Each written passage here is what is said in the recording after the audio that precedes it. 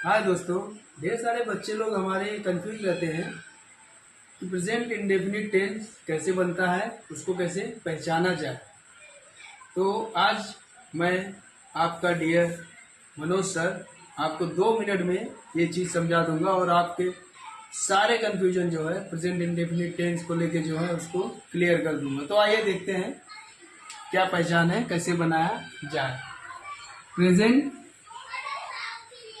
Indefinite tense.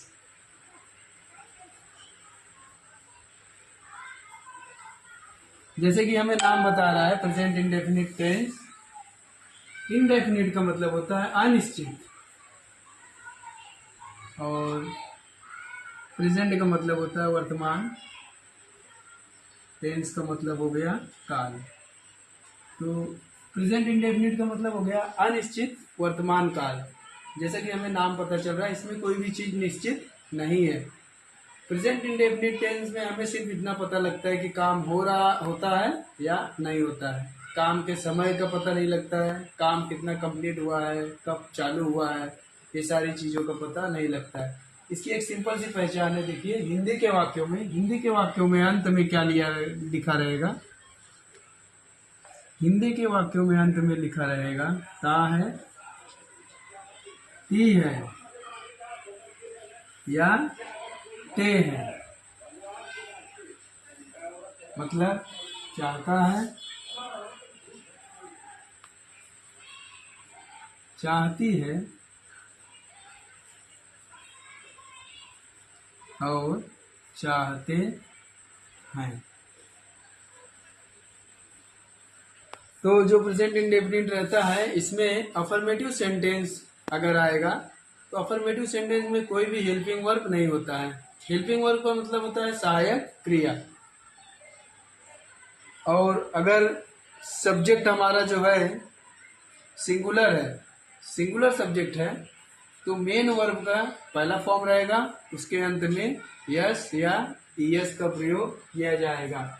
देखिए जैसे कि मैं आपको बता दूं, रूल आपको बताना चाहता हूं अफर्मेटिव सेंटेंस का।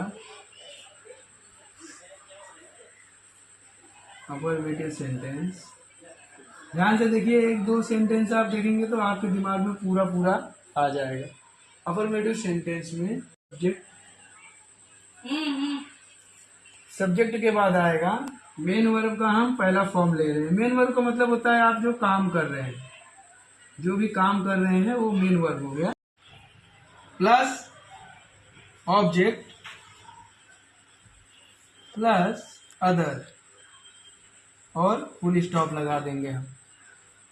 अब देखिए सबसे पहले मैं सब्जेक्ट ले लूंगा, सब्जेक्ट के बाद जो काम कर रहा हूं वो ले लूंगा, उसके बाद ऑब्जेक्ट, उसके बाद अदर। अब ये जो मेन वर्ब है मेरा, यही चीज पे फोकस करना है हमको, जो मेरा मेन वर्ब है। अगर मेरा सब्जेक्ट जो है सिंगुलर है, सिंगुलर सब्जेक्ट है अगर मेरा, तो मेन वर्ब के पहले फॉर्म में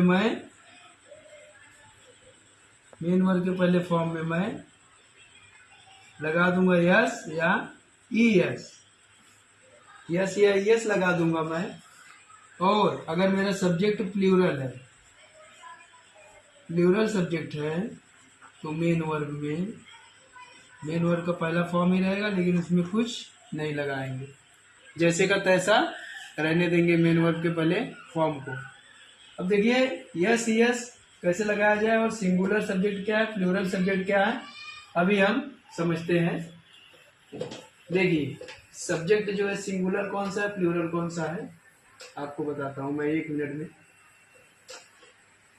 अब देखिए सिंगुलर सब्जेक्ट आपने कौन कौन से हैं, पहले आपको ये पता रहना चाहिए सिंगुलर सब्जेक्ट कौन से हैं और प्लूरल सब्जेक्ट कौन से हैं। तो सिंगुलर सब्जेक्ट मेरा क्या क्या रहता है, देखिए बच्चों, ही, सी, इट, नेम और सिंगुलर नंबर।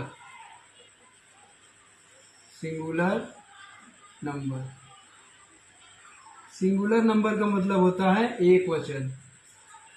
कोई भी चीज एक वचन रहेगी, एक रहेगी। ही रहेगा, सी रहेगा, इट रहेगा, नेम रहेगा, या तो सिंगुलर नंबर रहेगा।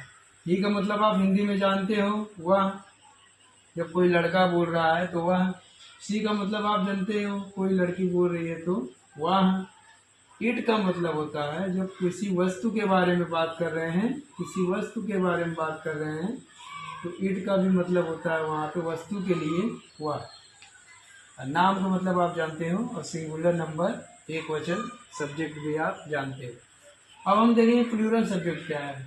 आई जो है, आई प्लूरल माना गया है। वी प्लूरल माना गया है। दे प्लूरल माना गया है। यू प्लूरल माना गया है। आई का मतलब हिंदी में होता है मैं। दे का मतलब होता है वे, और यू का मतलब होता है आप या तुम। दोस्तों, ये सारी चीजें आप नोट डाउन कर लीजिए। अगर आपको हिंदी नहीं पता रहेगी तो इंग्लिश नहीं बना पाएंगे, इंग्लिश नहीं पता रहेगी तो हिंदी नहीं बना पाएंगे, ठीक है। अब देखिए हम आगे बढ़ते हैं कैसे अफर्मेटिव सेंटेंस बनाया जाएगा प्रेजेंट इंडेफिनिट टेंस में। प्रेजेंट इंडेफिनिट टेंस में अफर्मेटिव सेंटेंस कैसे बनाया जाएगा देखते हैं। अफर्मेटिव सेंटेंस कैसे बनाया जाएगा, देखिए आप, मैं एक हिंदी वाक्य ले लेता हूं। राम क्रिकेट खेलता है। देखिए, ध्यान से देखिए बच्चों, ध्यान से देखिए। राम क्रिकेट खेलता है। आपका रूल क्या था? सब्जेक्ट प्लस मेन वर्ब का पहला फॉर्म। उसमें अगर सिंगुलर सब्जेक्ट है तो यस या यस आएगा मेन वर्ब में, प्लूरल है तो कुछ नहीं आएगा, प्लस ऑब्जेक्ट प्लस अदर था, ठीक है। तो आप देखिए सब्जेक्ट क्या है मेरा? राम। राम को मैंने लिख लीजिए। अब मैं देखूंगा सिंगुलर है या प्लूरल है। राम मेरा सब्जेक्ट है, सिंगुलर है, आपको बताया था ऊपर में सिंगुलर सब्जेक्ट रहता है। नेम राम सिंगुलर है। काम क्या कर रहा है वो? मेन वर्ब का मतलब आपको बोला काम, काम कर रहा है खेलने का। खेलने की अंग्रेजी हो गई प्ले। अब प्ले में हमने लगा दिया यस, प्लेस, राम प्लेस। अब क्या खेल रहा है? देखिए, काम के बाद हम वापस आएंगे। क्या खेल रहा है? The cricket, the cricket. अब मैं यही देखिए जो आपको बताया था मैंने एग्जाम्पल में, राम, राम की जगह मैंने लगा दिया अगर वह, ठीक, राम की जगह मैंने लगा दिया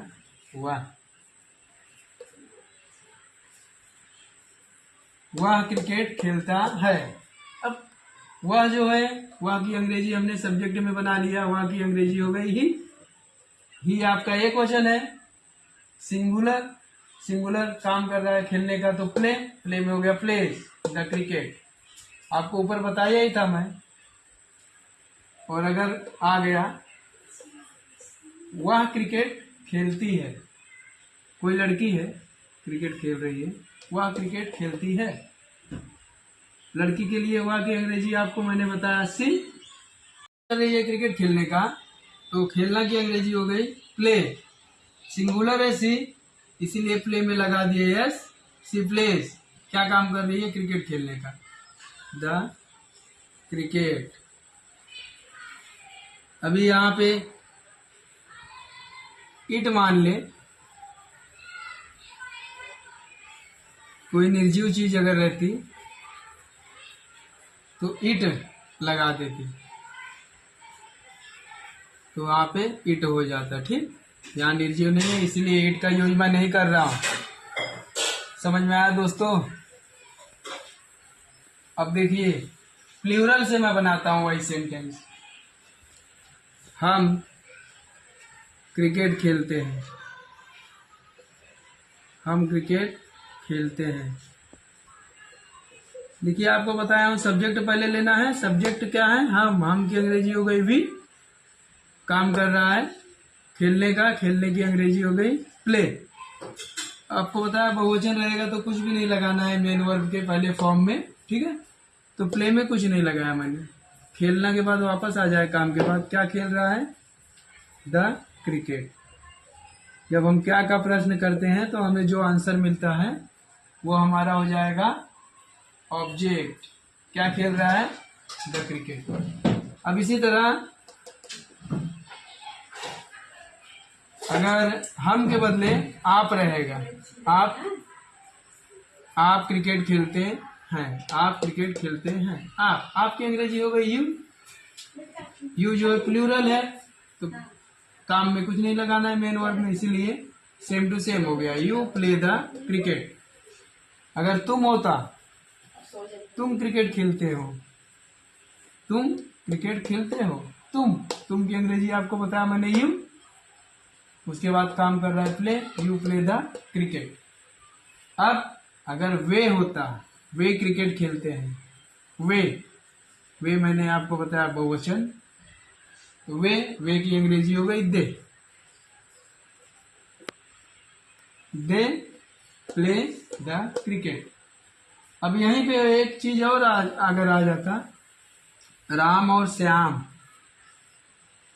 राम और श्याम क्रिकेट खेलते हैं। देखिए दो आदमी हो गए, दो आदमी मतलब क्या हो गया आपका? प्लूरल, प्लूरल हो गया तो आपका फिर से बहुवचन माना गया। सब्जेक्ट हो गया राम और श्याम, राम एंड श्याम। काम क्या कर रहे हैं? खेलने का। खेलना की अंग्रेजी हो गई प्ले द क्रिकेट। अभी मैंने आप लोग को जो बताया दोस्तों कि सिंगुलर सब्जेक्ट की पहचान कैसे करना है, प्लूरल सब्जेक्ट की पहचान कैसे करना है, और सिंगुलर सब्जेक्ट में यस या यस का प्रयोग करेंगे और प्लूरल सब्जेक्ट में मेन वर्ब के बाद किसी भी चीज का प्रयोग नहीं करेंगे। ये चीजें आप याद रखिए, ठीक है। अब देखिए मैं आपको बताऊंगा कि यस या ईएस लगाया कैसे जाए। जब आपको कुछ भी नहीं समझ में आ रहा है दोस्तों तो हमेशा यस का प्रयोग कीजिए। अंडरस्टैंड? जब कुछ भी नहीं समझ में आ रहा है तो हमेशा यस का प्रयोग कीजिए, और जब चीजें समझ में आ रही है तब रूल को फॉलो कीजिए। अब यस या ईएस का प्रयोग कैसे किया जाए। जिस नाउन में यस का प्रयोग करना है और कौन से नाउन में ईएस का प्रयोग करना है, यह आपको मैं आने वाले वीडियो में कंफर्म करूंगा। और आने वाले वीडियो में हम इसका अफर्मेटिव सेंटेंस अभी आज डिस्कस कर चुके हैं। प्रेजेंट इंडेफिनिट का निगेटिव सेंटेंस डिस्कस करेंगे। तब तक के लिए आप जो है प्रैक्टिस करते रहिए, और अगर आपको ये वीडियो पसंद आए, समझ में आए, तो लाइक, सब्सक्राइब, फॉलो कीजिए, और ये वीडियो ज़्यादा से ज़्यादा लोगों को, अपने दोस्तों को शेयर कीजिए जिनको अंग्रेजी बहुत ही आसानी से समझनी है, जिनको टेंस बनाना नहीं आता है। हम लोग जब पढ़ते थे तो हमें इतनी आसानी से समझाने वाले कोई नहीं मिलते थे, इसीलिए मैं चाहता हूँ कि हमारे देश के ज़्यादा से ज़्यादा बच्चे लोग अंग्रेजी सीख ले और टेंस कैसे बनाया जाता है उसको सीख ले।